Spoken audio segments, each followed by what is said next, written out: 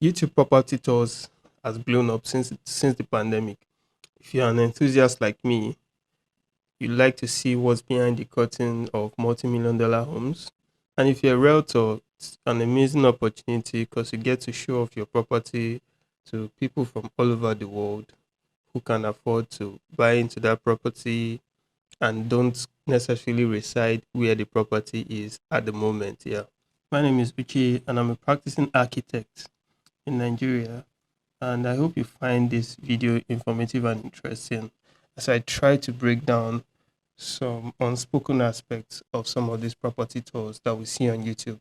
I plan to go through as many of them as I can for illustrative purposes. So the property we are taking a look at today is in Newport Beach in California.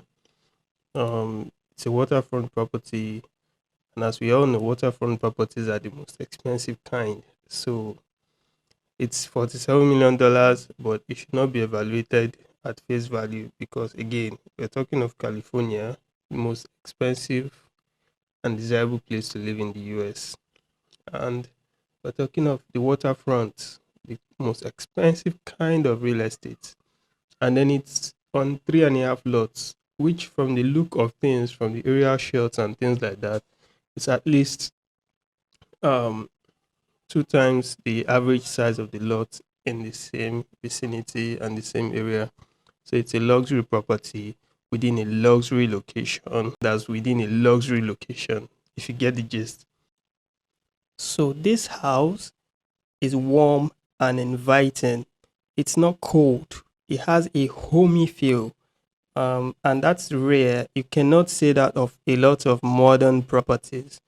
It's not large and empty and undefined, uninteresting. It is large but not empty and very interesting because it frames out the view out to the shore, to the waterfront. That continuous frame of that view makes it infinitely more interesting and very engaging. So this house has a lot of texture. There are textures in the ceiling. There are textures on the vertical elements. There are textures on the floor. So all of this is uncommon for a modern property to be able to harmonize this in an interesting way. And then the presence of a lot of greenery in this house just elevates it to another level because greenery for this area is an afterthought, not because people don't like it, but because the house takes priority so that you can maximize the value of that real estate. And so this becomes more critical when you have a property facing the waterfront. And so these owners have an oasis at the entry area and they have a lawn facing the water, and that's really unique.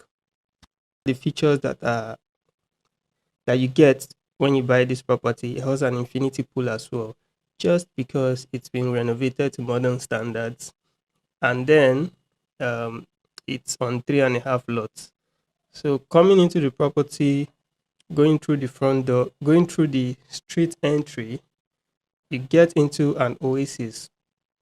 Now the oasis here is featuring a lot of green, has a lot of shrubs, potted plants, palm trees, two different species of palm trees, and it's kind of like a small space. It's not like a big space, so it doesn't invite you to stay in it for a while. It feels tropical once you step into that place, and then from there you have a door that takes you to the main house, the main building.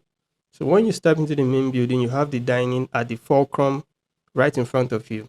When I say the fulcrum, it means that considering the layout of the entire first floor, the dining is at the center of everything. And so you have a large dining table there at the center of everything. But I think it should have been a circular dining table so that it's a more natural movement around the dining table. But that's minor. So on the left of the entry, you have the formal living area and uh, they have bathroom and some of those amenities.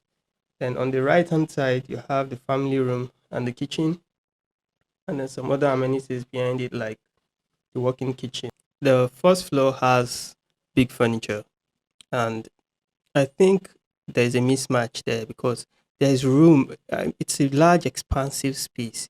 You have room to play with scale of furniture, big furniture, smaller one to contrast it, bigger pieces, smaller pieces to contrast it, non-rectilinear furniture, curved furniture generally, and things like that. But here we just have squares and squares going on.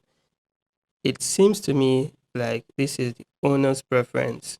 This is owner's furniture that they bought at certain times, different times of their life, that they have grown attached to, and that they have tried to fit in into their space. And so this is what I mean by it's lacking a cohesive interior design. Also, the choice of worktop in the kitchen, I do not agree. I think it should be a stone worktop.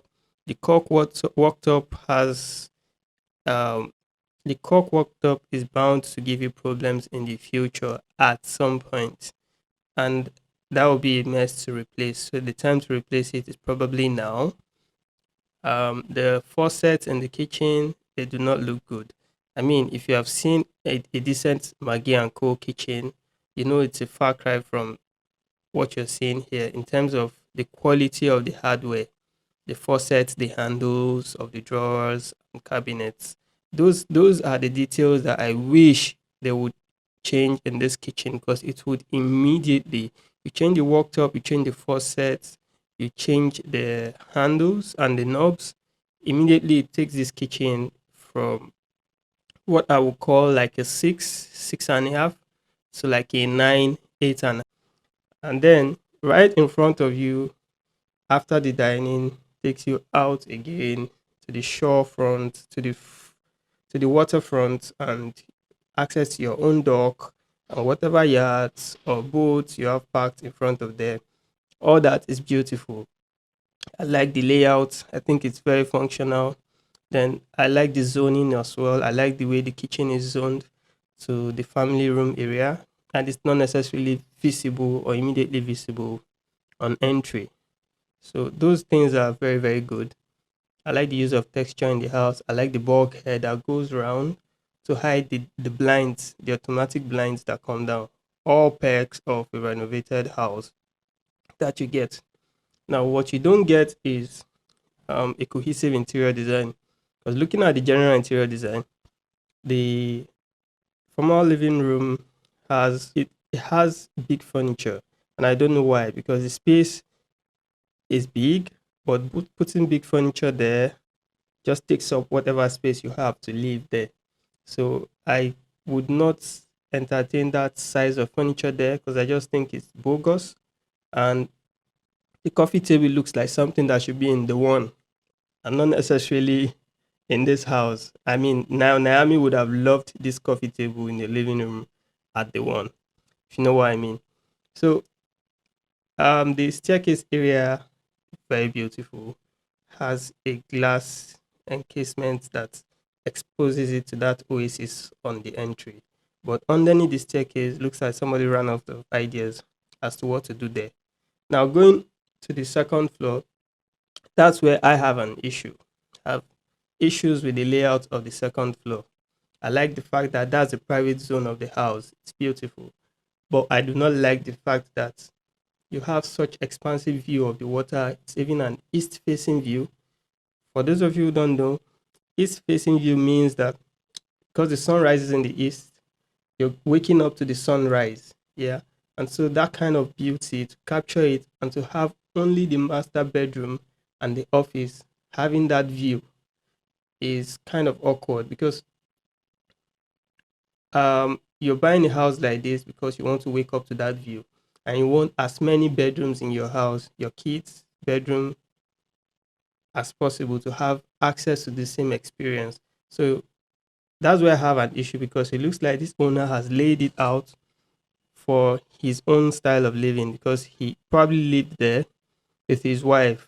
I don't think any kids grew up in this property. It might be a second property to the owner. But if it is to be a primary residence, like it will be marketed now, it needs east facing bedrooms. It needs to have at least three bedrooms facing that view Knock off the office because you're not going to be productive there, and nobody wakes up in their office. Nobody needs to wake up to a view in their office. Knock off the gym facing that view. Again, the gym doesn't have enough space for yoga. After the gym equipment, you don't have enough space to to exercise, to be free. It's kind of a tight gym, even the way the equipment are arranged are tight. And then there's not enough space for yoga afterwards. So we all know how important yoga is, yeah. So I think that's an issue right there. And I think that all of this, the appeal of the secondary bedroom, which I'm frankly not a fan of, the furniture there is big and unappealing. You would immediately double the appeal if that same bedroom were facing the waterfront. So the second floor lacks a cohesive design plan. It lacks a cohesive layout. And I think whoever buys this building will be served very well to replan that second floor and move some things around. Also, the primary bedroom. Also, the primary bathroom is kind of big. It's too big, if you ask me. It's a lot of wasted space there.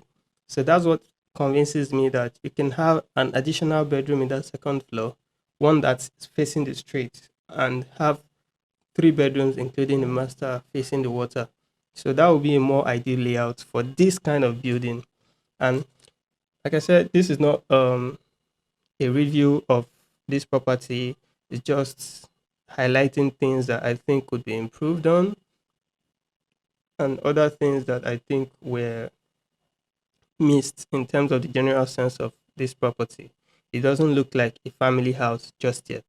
It's very homey, it's very inviting. That first floor is almost perfect.